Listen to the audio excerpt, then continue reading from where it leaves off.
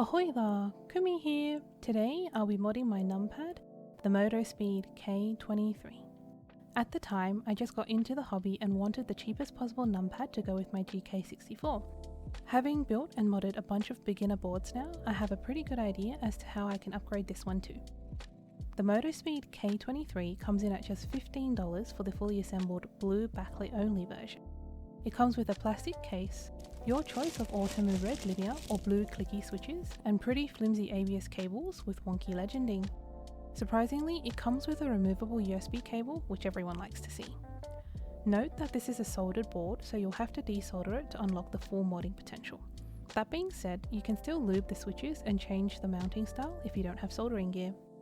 Once desoldered, you'll find a steel plate with mounted stabs and a basic PCB with 3-pin switch support. The switches of choice for this build are the Cherry Hyperglide Blacks. This is the smoothest pick for those that are after the signature cherry clack and seems to divide the community with those that either love it or hate it for its pronounced scratchiness. I figured it's about time for me to find out which side I'm on. This is a 5-pin linear switch with 85 grams spring stock and is fully black as per the namesake. Here is the stock sound test. Very scratchy indeed. Whilst there is no housing wobble, you can feel that it isn't very tight, indicating the need for filming. The scratchiness of this switch warrants for Crysox 206G2, but I couldn't find any in stock close to me, so I settled for the usual 205G0 treatment on the housing and stems, and 105G0 on the springs. As for the film, I used Desky Thicks. Here is the modded sound test.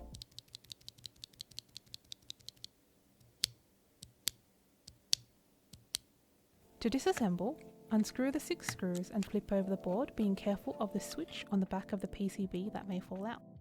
Next comes the desoldering. The solder iron I'm using is the SQ001, which is basically a copy of the super popular TS100. It heats up super fast and feels good to use in the hand. It came with a mini stand, but the AC adapter was purchased separately.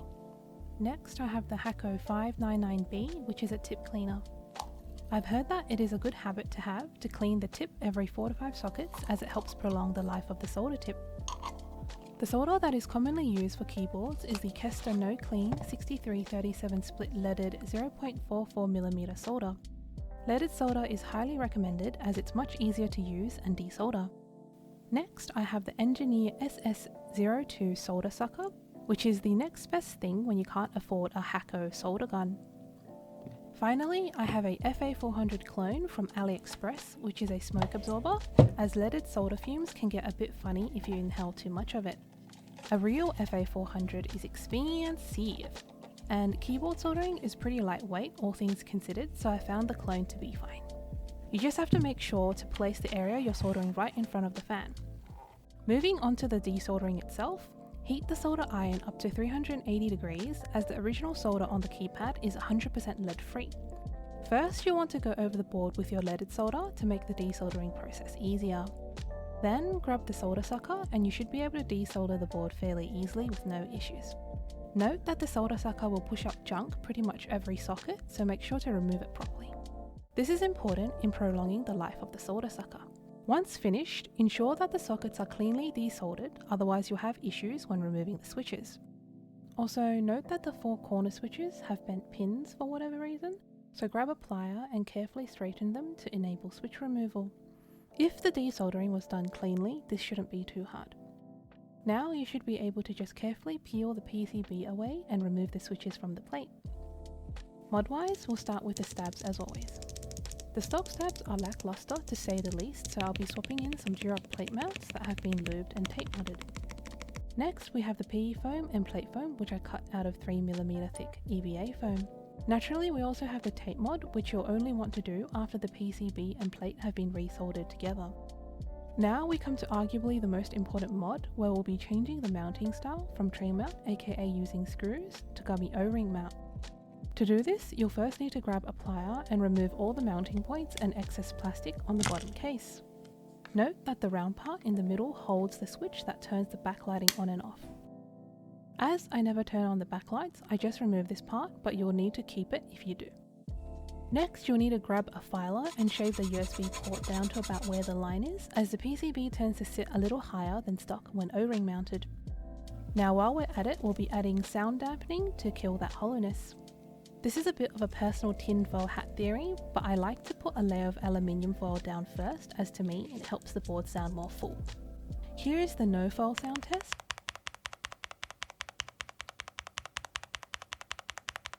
And here is the foiled sound test.